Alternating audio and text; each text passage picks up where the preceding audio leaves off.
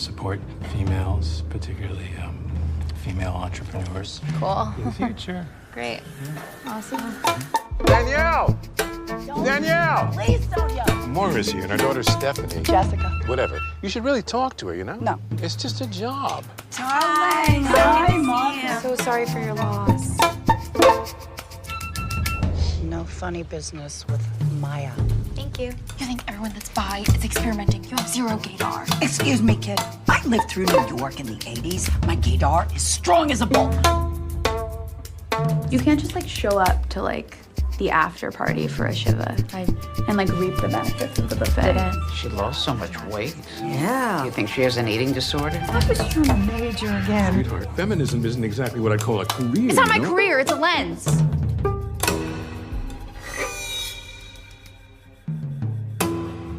Max worked for your father years ago. Really? Just try to behave yourself today. I'm not gonna blow him in the bathroom. Why do you keep looking over there? Hi, I'm Kim Beckett. I don't think she's pretty. Malibu Barbie is not pretty. I mean, she's just like basic. You are such a good kid. Danielle! Look at this display. Oh my God. Are you on drugs? No, just kidding. Is she okay? I already have a plan and a path, so. So you just study and don't eat and go out with your beautiful friends. Is that it? Is that your life? Yeah. Yes, that's my life. Wow, lucky you. Mom. Who died? Hello. Yeah, we can start the podcast now. Hey, Trent. Hello, Parth. You're looking well. It's good to see you. Good to hear your voice, although I guess we've been talking for the last, half hour at this point. Yeah, it's nice when that happens. It feels like an eternity since we've done this. It's almost like hanging out. Almost. Yeah. Yeah. But not exactly. But no. Well, something you would do with your friends is like eat go snacks, eat. Yeah. Drink beveraginos. Beveraginos. But I'm not with you in person, so I wonder what you've been eating. Exactly. I had a little cup of coffee because our good friend Ellie, who Ellie Gualberto? Yeah, not yet a friend of the show, but a friend of the friend. Friend off the show. Yeah, or a friend of the show. Fixed our Keurig yesterday that gets like clogged every once in a while, and she did some surgery on it, and so I'm having a cup of coffee because it's working now, so thank you. And then I had 2 frozen blueberry waffles, toasted them, little butter, a little syrup, and the secret is you put the butter on, and then you put it back in the toaster, let the butter melt, and then you put the syrup on, and then you eat it. It's interesting you bring up waffles, because would you like to know what I had to eat? Absolutely. Is it waffles? I had Eggo waffles. Oh, great. I don't know. I feel like I probably bought store brand because times are tough. But Eggo, Jordan gets the Eggo French toast mini waffles. You know those? And those are, so we sell out sometimes. I usually either get the chocolate chip or strawberry ones. This time it was chocolate chip. I'm a blueberry guy. But when I go to a diner or something, and I'm really treating myself, I'll say, give me blueberry pancakes with chocolate chips. Wow, that is wild. Is really going for it. I like blueberries in pancakes, but not so much in waffles for some reason. Aren't they kind of the same thing? They're the same batter, but just different shape. Yeah, and it holds the syrup differently. One soaks it, one is cupping it like mini pools. Yeah, a little pearl in the background. Look at. Oh wait, take a. We have a celebrity dog in the frame briefly. Oh no! Oh, I couldn't take it. Yeah, wait, I can grab her. Oh, she's looking at the camera. We got her. You did? Okay. Pearl, you can go about your day. Thank you for your time. When I eat waffles, I'm like, this shouldn't be breakfast because every aspect of this is unhealthy. You know? Yeah. But having just eaten it and some coffee, I feel pretty focused. Locked and loaded. Ready to discuss the film of the week this week. Well, I'm ready to cue the intro.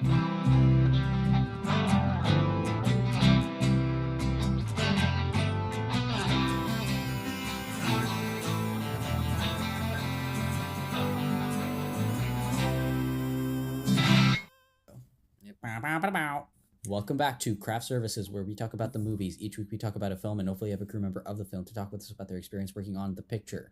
This week, over 2 parts, we had the cinematographer, Maria Ruschi, of Shiva Baby, and also of Bottoms.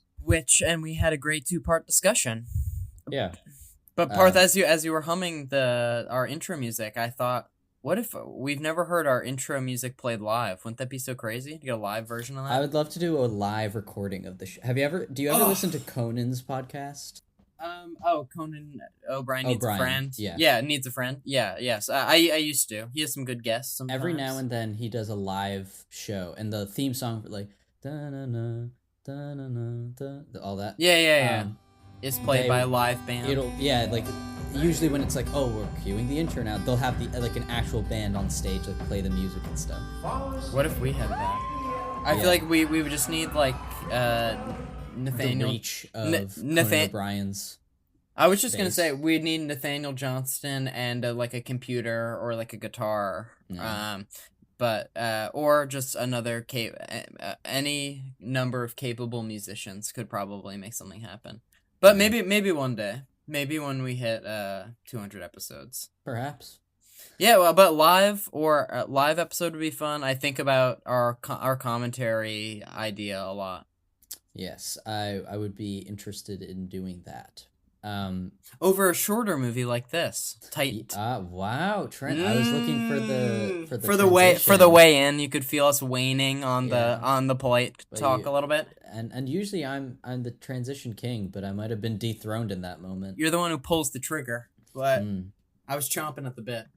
But Trent, Shiva Baby, we need to discuss it. Let's do it. More importantly, the people need to know what it's about. Give a little synopsis. So okay. We need a 10-word synopsis. Is it me or you? Just for fun, and since I haven't even peeked at the document yet, how about I'll go in blind in the spirit of the game. Please. Sugar Baby goes to Shiva, sees Sugar Daddy, antics ensue. Wow, I would say that's pretty accurate. I wasted too many words on sugar. It's probably done too many descriptive words, but that's all right. Yeah, but the real description is at a Jewish funeral service with her parents, a college student runs into her sugar daddy and ex-girlfriend. I guess I forgot that key ex-girlfriend part, but yeah. But I would say you got the main. Yeah, that's sort of the B plot. Yeah. But do you want to? Was there a budget, a box office? There was. The budget was $200,000, and the box office was $315,000, and also $453. But we'll just call it $315,000. This movie came out during the pandemic, I think. COVID, yeah. And I was listening briefly to the director talking about, and Rachel Senoy talking about Bottoms coming out, and they were talking about like virtual South by Southwest for Shiva Baby, and then they were happy to be there. Yeah, we're gonna get into that. I suggested some sort of fighting or hero element to the movie, but the Fight Club I think came from a giant whiteboard where we just wrote random things on the wall, lots of blood, explosion, knitting, random things. And I think I remember us just sort of coming to Fight Club at a certain point. Yeah, but. And I think it got more fighty as it went on. It's amazing. The last time I was here was with the short film for Shiva Baby, which was 5 years ago. And it was a completely different experience because it was my first time at a festival. And I was just meeting so many other filmmakers. So to come back with this and to have Claudette introduce it at the Paramount on Saturday night was crazy and surreal and so wonderful to be able to have the opportunity to do it. Because after 2020, I was I don't know if I'm ever going to go back to South by. And now we're here, so it's very special. But Rachel was here last year with Bodies, and I was emotionally here with you. I feel from I'm stepping aside. Oh, so now we're talking about you personally. Yeah. Well. Okay. All right. I'll just let you in the production history. Dance the night away. Okay, so Shiva Baby is an expansion of director Emma Seligman's 2018 short film of the same title, which she made as her thesis project while studying film at NYU. Trent, what if we made a feature film based off one of our senior theses? That'd be pretty awesome. Isn't that like the whole dream and idea of film school? Isn't like sort of the whole point? Isn't that like the scariest part? And her thing wasn't even 15 or 10 minutes like our things. It was like 7 minutes. And I watched it again this morning, and it's a crazy amount of stuff compressed into 7 minutes, which we can talk about later. My thesis currently is clocking in at 9 minutes 30 seconds. Sub 10? Parth, the festival circuit is gonna love you. They could just throw you where eat me up. They could throw you wherever in. You should just make it like 45-second long, you know.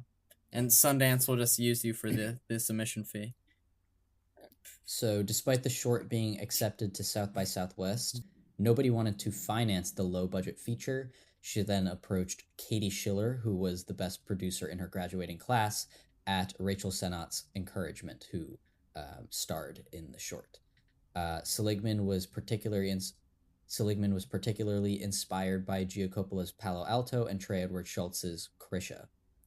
Seligman attempted funding for the feature for a year and received offers from some organizations, but they requested more creative control over the film, which they were unwilling to give. Most of the financing came from outside funding and independent funding from people the production team knew. Seligman told Women in Hollywood that using primarily one location was also a financial decision. Producer Kieran Altman said that the competitive filmmaking market in New York helped them work with a small budget, as they were able to negotiate large discounts on gear rentals. The crew were also friends of the producers, and most of them took a cut of their usual rate, while editor Hannah Park was Seligman's roommate. Rachel Sennott was kept on as the lead from the short because Seligman had become aware of Sennott from their time at NYU. Molly Gordon was cast as Maya, despite not having a chemistry read with Sennott due to the accelerated schedule, and the pair met for the first time a day before filming began. After Gordon, Diana Agron was cast. Diana Agron is Jewish and was happy to be in a Jewish film despite playing the only non-Jewish character. The shoot was initially planned for summer 2018, was then postponed to 2019, and Seligman wanted to push it again to 2020 to have more time to raise more money, but Sennott set a time bomb as she wanted to film in 2019, which ended up probably helping them because they would not have been able to shoot it, at least not the way they wanted to, because the pandemic would have happened. What is the time bomb like when during Kid Detective when Adam Brody was like, I'm getting too old, we need to film this soon? I think that it was like she was like, it happens now, or like it's not happening, I think. Yeah. Sometimes you just gotta set a time bomb. Yeah. Yeah. So Shiva Baby was filmed over 16 days in August 2019 at an Airbnb in Flatbush, Brooklyn. Seligman chose the house on Argyle Road because of its dark wood interior and stained glass windows, providing a Yentl-like glow. After scouting the house, Seligman built a model of the first floor out of Legos and used this to plan shots. We got into that during the interview, and I thought that was so fun. Yeah, if you haven't listened yet, now's a good time. Go check it out. Part 1, Part 2. I can't even decide which is better because I can't remember what was said when. Yeah. So she said that some of the main struggles were because of continuity, particularly working with actors who were not always available at the same time. Another thing we get into in our interview. Another struggle was the baby playing Rose, who would not stop crying during the shoot, and they would have to rewrite some scenes to accommodate that factor. Director of photography Maria Rushi, I wonder if she was interviewed by anybody, used an Arri Alexa XT camera to shoot in full screen 2K resolution and used Kowa anamorphic lenses as well as Cooke Cinetel zoom lenses, and about half the film was shot handheld. Seligman was uncertain if she wanted to use a musical score for the film because she wanted to aim for realism, but chose ultimately to have score as she wanted to divert focus from background chatter and represent Danielle's emotions. The film was originally meant to premiere at South by Southwest in person, but the festival was canceled due to COVID-19, so it screened digitally instead. There you go, Parth. You got around to it. But yeah, but came full circle. The movie ended up becoming the most streamed movie on Mubi. Yeah. Yeah, in 2021. I believe. I feel like for a small movie, in the past couple of weeks, in talking about it with people, I'm amazed at how many people have seen it. I felt the same way because I'd heard about it from like, actually, I think it might have been a friend of the show and my employer, Adam Volerich. I talked with him in like 2020 or 2021, something like that. And he had been like, oh, you should really go check that movie out. And I was like, all right. And I'd heard about it, and maybe I've been saying that someone, I knew that I had seen the short, the NYU short in high or in college at some point, and I've been advertising the fact that we were shown in screenwriting or something. But maybe Adam sent it to us, and I think Adam might have sent it to us because I'm like 100% sure we didn't see it in a class. In Patrick's class, okay. Our screenwriting professor, for those interested. Or maybe maybe that makes the most sense. But I knew I had seen it in my lizard brain. But I saw this movie about a month ago, I think, at this point, and I was like, wow, I really, really liked that. And I was like thinking of people to ask for the show, and I was like, I guess I'd like to cover Shiva Baby, even if it doesn't bring us like listeners. Because I was like, I don't know, whatever. But I feel like the effect has been exactly the opposite. Exactly the opposite. I have absolutely no idea of what people will listen to because that post that we did for the first part got like 60 likes or something, which is way more than our average, and we got way more retweets on Twitter. Yeah, and I don't even know. Who we interviewed, posted about it on her Instagram, and then a bunch of the producers followed us. Yep, and the director of the film liked it. Yep. And posted it. Yep. So all that was all that was awesome. Cinematographer of Shiva Baby, and good things start to happen. Yeah. It's like Top Gun, the Batman. These things you can see coming, but some things just come out of nowhere. Yeah. Well, with all that being, Trent, fun that facts. Sounds like a lot of fun. Yeah. Pardon my cough. This is a newer movie, and there is only so much trivia, or IMDb trivia. And it's a small movie, so bear with me. Yeah. This was already the first one was already kind of said. Oh, well, I'll read it anyway. Kim Diana Agron is referred to as a shiksa, meaning non-Jewish woman. However, Diana Agron from Glee, Parth, Glee, is... No, I know. Glee, Gleek. And that's what you missed on? is actually... Anyways. So Diana Agron is actually Jewish in real life, as Parth mentioned. Unlike...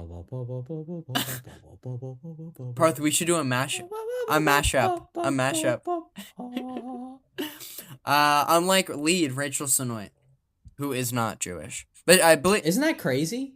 I also think it's funny that in the movie they're like, why'd she have to marry a blonde? Why'd he have to marry a blonde Christian woman when there's so many good Jewish women here? And she's Jewish. Yeah, she's like the only through line from the short, but she's really good in both. So I can see why. I'm willing to, I don't know, I'm not willing to weigh in on where it falls in the casting ethics, but it's fine by me. I mean, like, I guess it's not maybe my place to say, but I will just say that the director is Jewish, and it's coming from a very personal place, and it seems like... If they're down with it, let's party. Yeah. Let's. And it seems like Senat was like... That sounds like acting to me. Acting to me. A little bit of acting. But, yeah. Okay, moving forward. The water bowl used to clean coffee off Daniel's shirt is supposed to be used to wash hands when entering the Shiva house immediately after the funeral. The lock screen on Daniel's phone, visible during a few scenes, is an image of lead Rachel Senoit? It's Senat. Senna and director Emma Seligman, which I thought was so fun. Yeah. The first scene in the movie was the last to be shot, and except for some of the producers, all essential crew are women. Writer, director, editor, music, cinematography, etc. The lead is also a woman, if you didn't know. I'm surprised I almost brought that up during the interview, but that's cool. Yeah. What's less cool are these 1-star reviews are we've got. people who decided that this movie was as bad as movies could possibly be. For example, Don M, who says, "Worst movie I've ever seen!" Wow. 3 exclamation points. Don't waste your money! Exclamation point. I regret this rental, and I knew it in the first 5 minutes. They should watch Uncut Gems if this is stressing them out. Yeah, but like, anyways. Well, it's not worth wasting your breath on being confused by what they find about what they find so bad. Some people are just dumb, and maybe we should live with that. We've done this a lot of times now. There must be a certain population of the world that just disagrees with our opinions, like Ginger Jones, which sounds like a comic book character. So titled, "Yeah, no, don't. There's nothing nice to say here." A vanity project, incredibly boring and predictable, especially when it tries to shock the audience with, "Oh my gosh, sex." I thought this might be a humorous look at what a small world we live in. What? Sorry, that what was for me. But it was just a snooze fest of unlikable characters. Isn't it like weird? Like I don't know what they were. Why would it be a humorous look at what a small world we live in? Who is saying that that's what this movie is? And like, I don't think that the movie is trying to be shocking with the sex stuff. Like, I think maybe it's being, like, a little provocative, but, like, I don't think it's, like... This isn't, like, The Wolf of Wall Street or something, you know what I mean? I mean, both the short and this movie start on the characters having sex, and that's shocking, but wanna know what's a good way to engage your audience? By shocking them. But also, I don't think anything like that happens again. Like, I don't think... Well, I mean, I don't know how we got here, but if we're going through the sexual moments in this movie, we have the beginning, her almost... the blowjob. Her almost blowing him in the bathroom. Happening. Her taking nude photographs and sending them to him, but it's, like, you don't see anything that interesting. And I think that's... And then her kissing the girl in the driveway. Yeah, but, like, it's not shocking. You know what I mean? Well, it can be shocking, but it's not overly... Oh, gay people scare Ginger Jones, I guess. Oh, I thought you were going to say gay people scare me, but I'm glad I'm not. I'm glad I'm outside. No, or I'm bisexual outside. people, I suppose. But No one scares me. Okay, so, Parth, tell us about the last review. The last one was maybe my favorite. So this is by Red Ink. Interesting name. It says, Red Box's brother. Nice. Yeah. It says, "Don't waste your money. Be careful about using a digital credit when purchasing a movie. Thought we were paying $7 minus our credit of $8, but in fact you are shown the after credit price. $15 for this movie is very overpriced." Wow, the third review is always the wild card. Yeah. If it just came out, but reviewed on December 23rd, 2021. So the movie didn't just come out. No, it had been like a year and a half or something. And on Amazon, it was $15 to rent this movie? I mean, like, it might have been that it was like $20, and then when you subtract tax or whatever, it becomes $15, and that's what had happened. No, they're saying that they had like a credit. And no, I know, but the movie is actually like $22. Well, I know let's say minus. Yeah. Mm-hmm. And so they thought that they were, when they pressed pay $15, they thought they were paying. Like, I understand what's happening. No, they hit pay $8, thinking they were paying $8, but in reality that was after it had already subtracted their discount. So in total, it was $15 total, and they thought that was too much. But they only agreed to $8, is what they're arguing. Right, but that's definitely not what happened. What they're saying is, they thought, like, they were shown pay $15, and they thought that $8 would be taken off of that. But the movie actually cost $15 plus $8. Okay. Do you see what I'm saying? Because they said you are being shown the after credit price. So... Okay, I think the movie was either $15 or $22, but I think it's okay either way, and the point is the same. The point is the same, which is, what are you doing? Like, I don't know. But if you're gonna, But if you're buying a movie, Are they that's buying how it, much or movies cost. are they renting it? About purchasing a movie. Yeah, $15 if you go and buy the Blu-ray, it's gonna be that much. You can have Shiva Baby for the rest of your freaking life. It's not worth it. It's like one time I brought you know when you bring your games back to GameStop and they wouldn't offer you very much money. 1 cent. I brought like a college football like NCAA 2010, and it was like years. Oh, I remember it was this. years after the fact, and I gave it to them, and they said we can only offer you 1 penny. Do you think you can get 1 penny worth of joy out of this? And so they gave it back to me, and it's still in my parents' basement, bringing me joy each day. Well, those are the 1-star reviews. Those are 3 people who don't like the movie compared to Parth and I. 2 people who do. Who do. See, I'm getting better. You are. Yeah. I'm proud. I'm a proud papa. Oh, okay, yes. Yeah, I didn't like it either. Is it go time? I think it's What's go time. working? What's not working? I really, really like this movie. Well, I know it's really good. The acting of the actors. Like, pretty much all of them give really great performances. I think everybody is perfectly cast. It's funny, I wanted to interrupt you during your production history talking about Rachel Sennott and Molly Gordon and they're not meeting and not having a chemistry read because they have great chemistry. I think so, too. And I didn't know this, but I was like, Molly Gordon, you're a good actor. I wonder what else you've been in. And then she was in Booksmart, which surprised me. And she plays a very... Wait, is she the, like mean girl? Yes, and she plays a very different character. I mean, she's also she's mean in she is kind of mean in this, but it's different varieties of mean.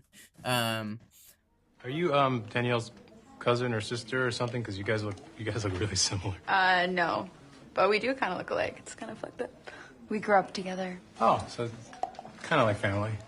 I don't know. We went to prom together. Oh, that's so sweet. It is so sweet. Yeah. You're right. She was like late and brought me a dead corsage. It wasn't dead. It was fully a dead flower. Oh. I feel like you two had a really fun prom. You bet that we did, yeah. I know, we like had a limo. Yeah, you spiked the punch, you know, like puking everywhere. Like, and we like fucked. She had her first orgasm. What the fuck is wrong with you? What? It was a night to remember. But Rachel Sennott is gonna be a star. Well, I mean, she already is. She already is. But like, Bodies, this, I'm sure Bottoms is gonna help her case. Yeah, I think I'm finally on the Sennott train, as it were. She was my favorite part in Bodies. I feel like she had the world and the internet in her palm. Yeah. Well, running a podcast takes a lot of work. Okay. Anyways, so that hit home, but I think everybody is cast really well, and I think the thing that this movie does so well is pace and tone. It's not a long movie. It's like 80 minutes, right? Yeah, like 80 and change. So it doesn't have much time to be working with, and I just... It might even be like 74 minutes, like when the credits start or something like that. But like not in a bad way at all. It's like, for how small, given the fact that the short and this are more or less covering the same events and passage of time, I find it so crazy and cool that they expanded the nugget to like literally times 10 to its original scale. And Trent has seen the short. I have not seen the short, so I guess I can't comment on that. Though you have some interesting things to say about that, right? Yeah, what's up? Could you take this to the living room? Sure, I can totally help you with all of this. How was the funeral? Eulogies weren't great. No. Do me a favor. When I go, make a good speech. I will. You know what? Take the Rocola. Okay, I will take these. Thanks. Follow me. The other room. Oh wait, Mom. Who died? Oh, darling, hello. Wait, Mom. What? Who died? Oh, my Uncle Larry's stepbrother's wife, Maureen. So, what can I get you? No, Mom, I can't eat that. Why not? Because it's dairy and I'm lactose intolerant. You're killing Mom, me. I tell you it every single time. You look like Gwyneth Paltrow on food stamps. Ask Aunt Us. She says that you're anorexic. Are you listening to me, Danielle? What? Oh, that is Cheryl and Paul Shapiro's nephew. He's aged well. Or maybe after I don't know if you're baiting me into saying something in particular, but my first thought was that when I first watched the long version, I was like, I kind of feel like it works better as a short. And then having just watched both of them over the past 24 hours, maybe it just flipped, but now I watched the short this morning and I was like, everything feels so rushed and it feels too condensed. But maybe that was just me getting used to the stretched out version. But I like both versions a lot. But seeing watching the short, I can't help but think of film school the whole time, and like in a good way. But I can't help but think about the production and that the actors. But the acting is very good. But it's just like a huge step up in the long version. But as I was saying, with tone and pace, I think that this movie, I described it in my Letterboxd review as uncut gems for unemployed college students or graduating college students. They take some of the best some of the best jokes and some of the best lines are in the original. But what I think they do really good about this is like that you're anorexic, you're not eating, like what's your major, like all of these things getting repeated is used very strategically. It's very good repetition. I think a lot of times when movies try to replicate like young people and their interactions with the old people, like it sounds the way I just made it sound. It's just like hokey, and I think that this is one of the most real, honest depictions of, I think, that period of life which I am currently living. I was gonna say you're about to be post grad, but you are still pre grad, but soon. Yeah. But like it's I'm at the point where everybody is like, what are your plans? What are you working on? And I have a few job interviews lined up, even though it's a big fucking lie. It's a big lie. I have things, but I think that like the way it shows that is really well done, and part of the reason why I think I connect with it so much, because I just feel like it captures what is so like aggravating about it, which is like what you're saying with the repetition of it all, and then also the sound design in this movie is really good. I've been meaning to work this in, but I just want to reference the plucking of guitar strings or whatever they're plucking throughout is really awesome. I know they were debating the original score, and I would imagine that's part of the original score. Yeah, but very effective. I don't know if you were referring to something else. Or no, I mean I was just the music is also very good. I guess I was just referring to overlapping dialogue. The dialogue, there's a lot of times where it's like when we talked with Maria Rushi about how they wanted to sort of have this subjective visual standpoint, which works, but what I think makes the visuals work even better is the sound, and it's like you'll hear like the scraping of like chairs moving or like things like that are just like so aggravating, and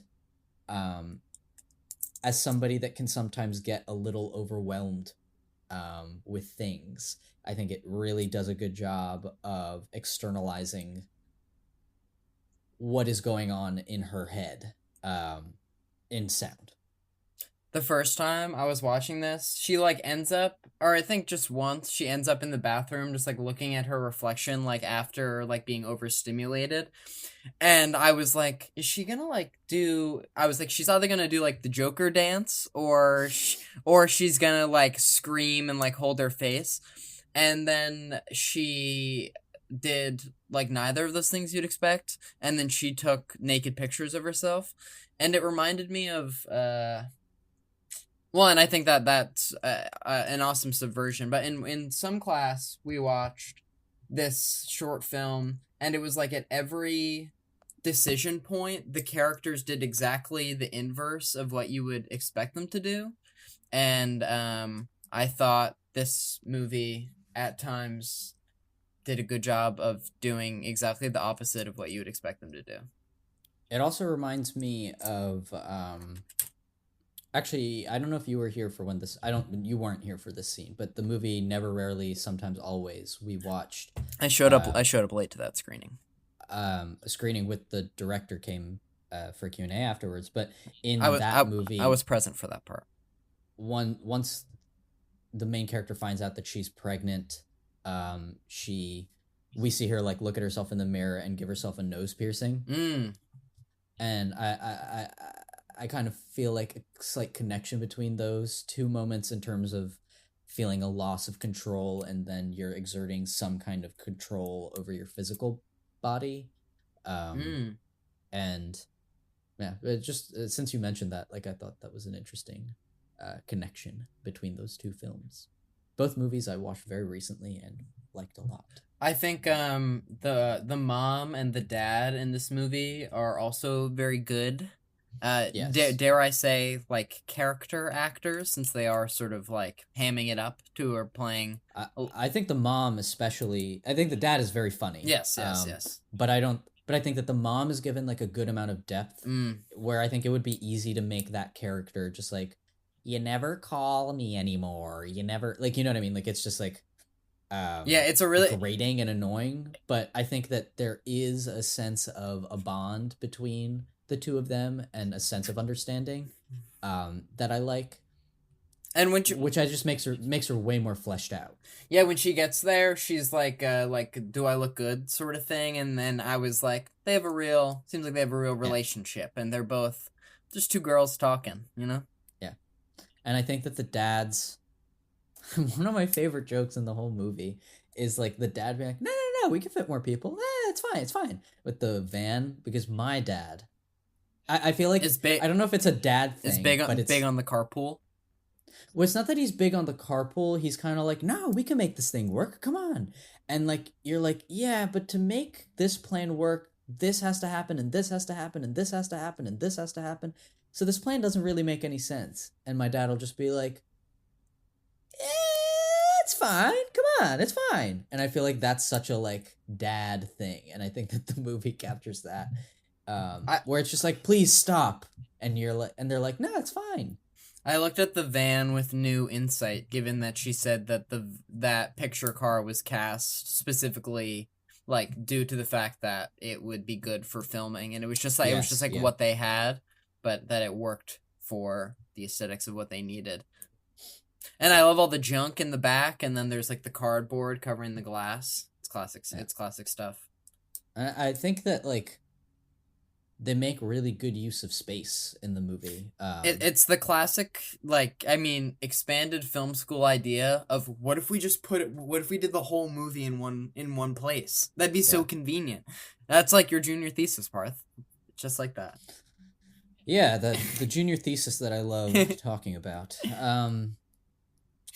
Anyways, no, I mean, but I mean, it is smart though, and like, or like, I don't.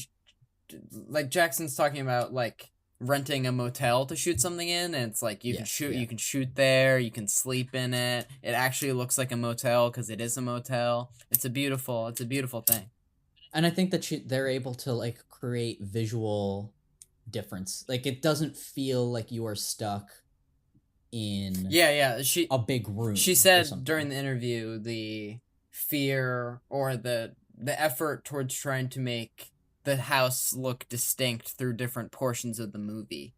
I noticed this, I don't know if you rewatched it, but it's like when they're like going up and down the staircase, you like see them through like the grate of like the ornateness of the staircase, and I thought I made note of that as a cool visual thing. Yeah. I mean, I just think that they are able, I feel like they chose a very good location to film in, because I think that the house itself is kind of a character in the movie, and it provides enough, film school thing to say. Yeah, literally. And the eyes are the windows to the soul. Yeah, but anyway, but it's true. Sorry. Yeah. Sorry. But I think that it is, and they're able to get so much out of the way that it's all laid out, in a way that I think is beneficial to the movie. Maybe it's because I have no gaydar, but Wow. Where is this gonna go? Oh, I guess it's like it's in the text now, but my first time watching the movie, I was very I was surprised that like Rachel Sennott and Molly Gordon have a thing, but now watching it again and knowing that, and then seeing all the subtext and that all of their dynamics are changed because of that, and it's fun. Yeah. And it's like they sort of end up together, question mark. Yeah, I think it's the ending of The Graduate, I guess. Yeah. Of like, we're together. What does that mean? But at what cost? But it doesn't. I mean, she seems better off with her than with Sugar Daddy. With Shiva Baby.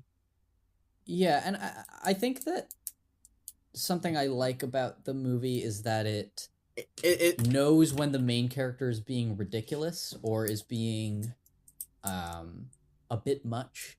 But I don't think that it ever... I think it's very sympathetic or empathetic. Like, I feel bad for her. I never feel like, oh, she's just being annoying. Like, I hate her or something like that. Isn't it great how, like, punchable the Sugar Daddy guy is? He's very, very punchable. The whole time I kept thinking he was Ted from How I Met Your Mother? From How I Met Your Mother. Yeah, doesn't he, like, with a beard? He looks kind of like him. Yeah, almost. I hear what you're saying. Josh Radnor? Yes. Yeah. But he sucks. He good at acting. Good at acting like he sucks. Oh yeah, no. I was talking about the character. Is a bad human being. I don't think this movie is at all filled with bad human beings, though. Like that one. No, like I would say he's like the one guy that is like he's a bad apple. Exclusively bad.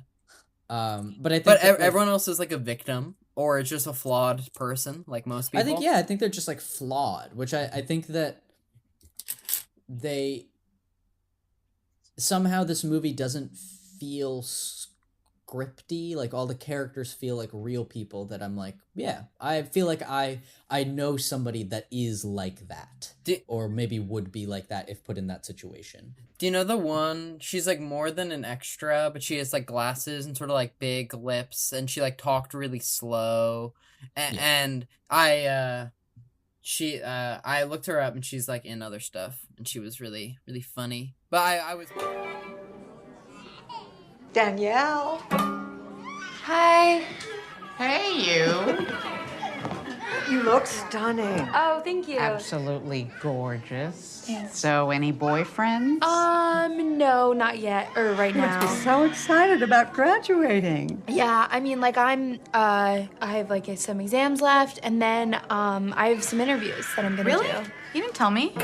Where? I don't think you know the places. Do you still make those little videos? I always thought those were so fun. I haven't done one in a while. So, acting is still your goal. No, it's like comedy, stand-up. What was your major again, sweetie? No, she doesn't have a major, Mom. She makes it up.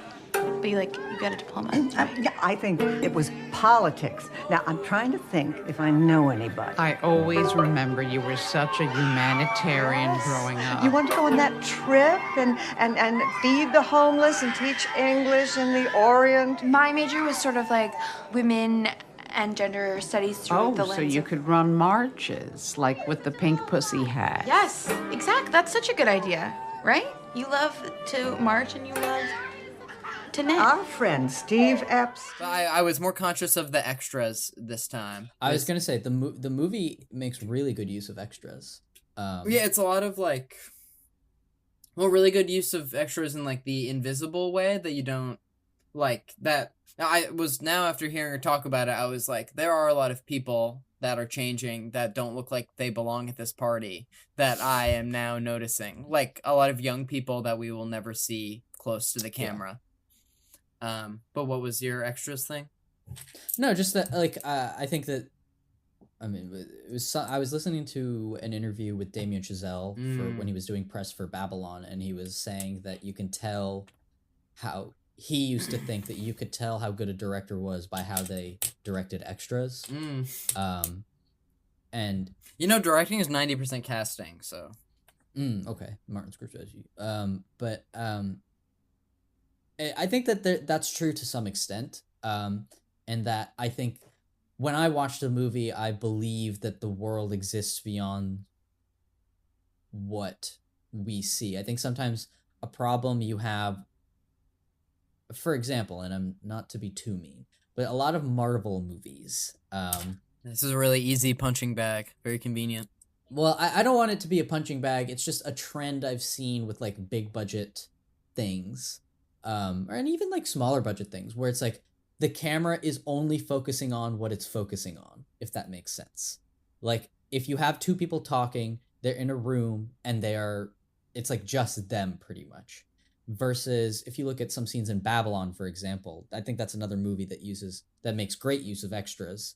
And you really believe that they're in that environment. Or there's another thing that somebody tweeted where in Marvel movies, and again, I think in a lot of movies, people don't interact with their environment. Like they're always in these huge places, but they're never like actually like touching things. And that as opposed to this movie where I feel like so much of what makes it work is the use of the environment and of the people around it to create like a feeling. And I think Seligman is very good at that. This is a quality in movies that I think my mom likes, and I'll try to put my finger on what this phenomenon is. But it's maybe it's just like having older people in movies, but it's like casting locals that like look like real people with like flaws and wrinkles. Yeah. And it's just like cool and unexpected to see like real looking and acting people in movies, and maybe that's just like seeing less attractive people on screen. But good. Well, but I feel like extras casting is a part of that. Even though definitely once on set, someone was talking about this, about like looking like a normal person, quote unquote, and they were like, every actor ever, even like Leonardo DiCaprio, has like two normal looking parents, and he is just the product of them, like every other person, like every other ugly or normal person, and so he is the perfect normal face as well. This is something also that I was talking about actually yesterday with friend of the show, Jackson Clark, and friend off the show, Ellie Guelbert. While drinking beers in the daytime? Cool. I don't, what happens at 31 High stays in 31 High, you know? Yeah. But, I guess I gave your address, but it won't be your address for much longer. Yep. We were talking about John Wick and people criticizing Keanu Reeves' performance in movies in general. And something that I'm a big believer in, and Jackson was sort of saying this too, is that he's doing something particular. And my feeling is that good and bad are not worthwhile things to think about. All that matters is, are you interesting to watch? And in the same token, I think in casting like quote unquote real people, all that like I don't know that like some of these people are good actors, but they are interesting to watch in the movie that they're in, and that's all that matters. And I think that that's something that kind of gets overlooked, because a lot of actors, it's like, yeah, they're really they're good at acting, but I don't know that they're like actually fun to watch, or like I'm like excited to watch them. I'm just sort of watching like technical proficiency at acting. And I think that that's something this movie does well as well. Is there any final what's working before we inch into what's not working, which should be a shorter conversation, I'd imagine? Why don't we just go into what's not working? Because I don't really have that much. I have like one vague bullet point. It's like all I have on the agenda. As do you want it? Please. There were a few times while watching it, and where I was like, this movie feels very real, and that's like the best part about it. And I know that it is a comedy, but there were like 2 or 3 times where I was like, we're 10% over the line into this joke going a little bit too far, or people acting a little bit too comical or like big. Because like the other characters outside of Rachel Sennott, like she's sort of supposed to be like the straight man main character avatar, and like the other people are like can be kind of zany and crazy, but she crosses the line. There's not any line, but I'm just like, we're being a little bit ridiculous here for a movie that's so real. But if I ever am lucky enough to write and direct a movie in my early 20s, I'm sure I'll have some lines I regret. That's only natural. Fair enough. I don't particularly have that issue with the movie. I think maybe, even though the movie is kind of short, I think because it's so stressful and very effective at it, that by the end, I'm like, please let it end. But not I think that's bad. I don't even know that that's a thing that's not working. It's kind of like walking out of John Wick and being like, oh, I'm exhausted by that action. But it's like, it was all well done. You know what I mean? The short ends in like the middle of like the Shiva with the baby crying, and then I'm glad, and that's around like the exact 1 hour mark, and then I'm glad it has the extra 15 minutes of like the car stuff, because it feels like you're like de-escalating, because the short sort of ends at like a crescendo in the action, and then this like brings you back down, and then lets you chill out a little bit more. React structure. Conflict resolution. Yeah, I'm sure if you looked at the screenplay, we could draw some lines at where the 3-act structure starts and ends. Yeah. But yeah, I don't really have anything. I think that this is. I mean, all due respect to Emma Seligman, I don't think this is better than or as good as Whiplash, but it reminds me kind of Whiplash, where it's like an idea stretched to its limit and like on the tightest sort of like restraints, if that makes sense. Like, I think that it's like a bullet. You know what I mean? And it has a very similar story to Whiplash in like the short to feature pathway, which I feel. Yes and no. Well, what's the no? Whiplash was he wrote the full screenplay to the movie, and then just made the short to get it made. Yeah, they made the short because they were like, well, you've not directed anything real to convince people, because there were offers to buy the script and then have it be directed by somebody else, but he wanted to direct it. Yeah. And so he had to prove they himself. made the short as a way to finance the movie, but then strangely enough, it was an adapted screenplay, even though the short was adapted from the screenplay. The feature was adapted from the short. Well, it says the feature is adapted from the short, but the short is just a scene from the feature. Yes. So it's like adapting from itself, because yeah, even though it's original, why it's funny that it's it's original. It's original because it's just saying it's a part when of it was nominated. Yeah, when it was nominated, it was nominated in the adapted screenplay section. Wow, that's so backwards. Even though, yeah, that's why it's like not really, because as I understand it, she wrote a short, shot the short, and then expanded upon it in a feature, which is the more normal like way to go about it. But at least like for our purposes in this day and age, isn't like that like getting your short made in college or right after college or a few years after college, and then that going to a festival, and then someone being stupid enough to finance you for a feature, isn't like basically the only way to go about it? I don't know it's the only way to go about it, but it is a way to go about it. Yeah. It's discouraging. Yeah, kind of like this movie. Yeah. I would say it's a relatively hopeful movie, but it's pretty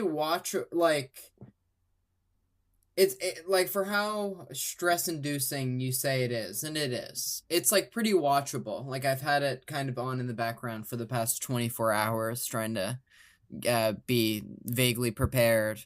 And it's pretty watchable, funny movie. The way you watch movies is like endlessly fascinating to me. What? Just like, yeah. Like, well, for the listeners at home, like Trent will like put on a movie, and it will just like run on in, like a screensaver or something. And like it's just so like I don't know anybody else that does it like that. And you and Jordan both do that now. And it's nothing wrong with it. It's just so funny to me. Yeah, it was like yesterday I started the movie at the start of a 5-hour shift, and then by the end of the 5-hour shift, watching it in increments, I had barely finished it. Very short film, by the way. But yeah, I noticed this the other day. I was like watching Impractical Jokers, calling myself out, on my laptop, and I was leaving to get something from the kitchen, and I was like, should probably pause it. And then I was like, it doesn't matter. It'll still be going when I get back. Is it time? Yeah, I'm looking out the window. It's pretty bright out there. I've noticed it's been getting warmer the past few days. It's really hot right now. I got to pop this hoodie off. Oh, maybe it's more than that. Oh, it's worth your part. Too good. My skin. Something's wrong with your skin. My skin. I have a sleeping dog next to me, so my skin, it's burning. I'm doing a quiet scream because there's a sleeping puppy. Oh no! The nuclear bomb. It burns.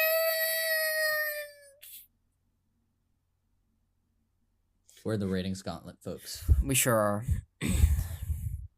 Rate it. Watchability. Recommendability. Would your mom watch it? Or would your mom like it? Now that is an interesting addition to the thing. I would rewatch this, though I don't know how often. Yep. Not because it's bad, but because I don't know that I want to like... But because it's good. Yeah. I don't know that I want to like feel that stress so often. But I do really like it. I would recommend this. I gave it a 4.5 out of 5 on Letterboxd, so I guess that equates to a 9 out of 10. But I would say it's like an 8.75, if that makes sense. Letterboxd and the pod are two entirely different places. I just feel like out of 5 and out of 10 are just like different things to me. Different landscapes of conversation. But a really, really solid directorial debut. And as for whether my mom would like it, I'm excited. I'm excited for what this director has in store. Bottoms much? Yeah, right. I think my mom would be very annoyed by the main character, so I don't know how she would feel about it. Interesting. Annoyed, as in she can't relate to her, or is just frustrated, or it can't relate to like I think the Gen Z or whatever Gen we are. Gen X. Yeah, I just think that sometimes, and I have this too, it's like a little difficult where it's like, this character is making bad decisions. I don't feel bad for them. I don't make bad decisions. When my parents used to watch Shameless on HBO, they were like really into it for a few seasons, and then they dropped off hard because they said every season the characters have opportunities to get out of their bad situations, and then they screw it up and they end up in the bad situation, and we can't watch them do this any longer. No. Yeah. What about you? What's your ratings gauntlet? So, what'd you end on? 8.5? 8.75? 8.75. Because it's better than an 8.5 to me. But 9 is, like, pretty high. Yeah, it is. I'm gonna give it an 8, which translates to 4 stars. I would recommend it. I would rewatch it. And I know this isn't any basis, but my mom really liked and strongly recommended and tried to get me to watch the show Unorthodox. And so I feel like my mom, as a non-Jewish person, might like this very Jewish movie. I'm sure she'd like it for other reasons besides the fact that it focuses largely around Jewish people. I'm sure she'd like it because it's really well made. But I really pushed her to see Uncut Gems, if I remember correctly, because I saw it and I was like, this is awesome, even though this isn't my mom's type of movie. She'll still like it because it's so good. And I think she acknowledged that it was good, but said that she didn't find any joy in it because of how stressful it was. But I think this is sort of like, not that it's a bad thing, but I think it's a big step down in terms of how stressful it is, so I think she could hang with this. So I think that's my end answer, is that she could hang with this and would probably like it. Nice. You were checking your phone while I was talking. That's cool. Whatever. Sorry, you just like talk a lot. I know. Anyways, I guess that's the end of the Shiva Baby discussion portion of the podcast. But this upcoming month, it's gonna be. It seems like it's gonna be an incredible month. Oh, you took the words out of my mouth. I think that's kind of all we can say about it, though, is that it's gonna be absolutely incrable. And I think we could say. The both of us, are gonna be the Incredibles, while having an incredible time talking about Brad Bird's The Incredibles. Yes. We interviewed head of story, and he's been called Brad Bird's right-hand man. And the director of Brave, and an Oscar-winning director, co-director, co-Oscar-winning co-director of Brave. Correct. Mark Andrews. And working on, what else did he mention? Ratatouille. He was the head of story on that. Ratatouille, worked on Gennady Tartakovsky's the Clone Wars show, the Primal, bunch of stuff. Yeah, he recommended a lot of cartoons to us, or cartoons, animated stuff that we should probably get around to watching. Seems like he knows what he's talking about. But it was a long interview, and folks, it's going to be a month of Incredibles. It's going to be a 3-part interview. Because he said so much cool stuff that we can break it up. He unlocked films in front of our eyes. He told us. Yes, he did. He told us how he fixed what needed to be changed to make The Incredibles work in the pre-production story script process. And then off air, I think he described us that Ratatouille and Brave. Which, if you see Parth and I in person, you can ask us to try to reiterate. Yes, I don't know that we can on the record tell people, but it was very do it. Cool. Yes, very, very cool. But you can hear our second Oscar winner on the show. Yes, because I incorrectly told him that we'd never had an Oscar winner before, which was false, because we'd had Oscar-winning producer of Nomadland, Molly Asher. Your former producer, Molly Asher. But now this is our first producing professor. Yes, not mine. Producer. But this is our first Oscar-winning director, which is very exciting. Yes, that is true. And it's amazing and surprising that we've managed to fool 2 people who have Oscars to be on our show. Yeah. But yeah, we got Mark Andrews on. He was a super, super cool guy. Very enthusiastic. Talks a lot like Brad Bird. And Trent, these episodes are being released where again? Yeah, you can find them wherever you get your podcasts, on Spotify or Apple Podcasts or Stitcher. Is that bullshit? Stitcher is one. Google Podcasts. Basically anywhere you get your podcasts. We're on all podcasting platforms. And make sure to leave a review and 5 stars, high rating. And you can follow us on Instagram and Twitter at Craft Services Pod. If you see Parth and I in the IRL, holla at us. What's up? Yeah. Yep. If you, yeah. And next week, part 1, Mark Andrews.